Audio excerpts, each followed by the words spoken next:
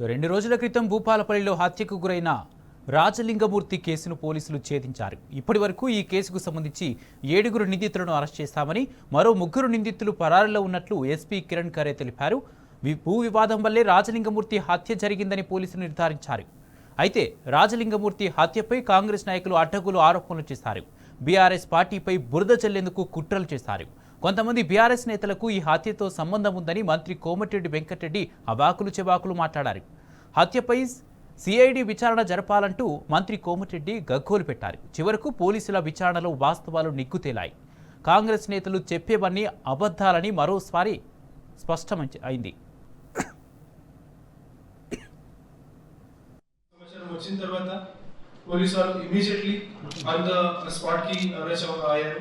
అప్పుడు అతను spot on the date ఉన్నాడు.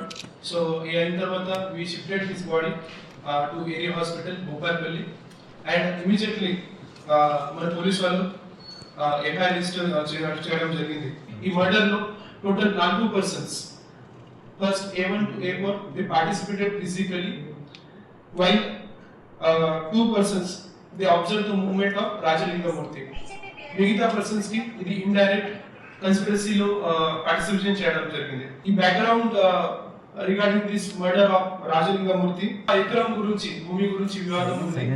ఇది Rainikuntla Sanchu and his family members Rainikuntla family and Rajalingamurthy deceased person అతని మధ్యలో ఇది గొడవ జరుగుతుంది. దాంట్లో ఆల్రెడీ భూపాలపల్లి సివిల్ కోర్టులో కేసు కూడా నడుస్తుంది. ఈ మర్డర్ గురించి ఇనిషియేట్ ఈ 2-3 నెలల ముందు ఇది స్టార్ట్ అయింది. He thought that only after killing Rajalinga Murthy అతను భూమి ఏదైనా ఉంటే క్లెయిమ్ చేస్తారు.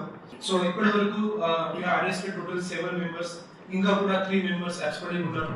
దాంట్లో మేజర్ కన్స్పిరేటర్ హరిబాబు కూడా ఇంకా అబ్స్కాండింగ్ ఉన్నారు. సో ఇప్పుడు this investigation still is going on.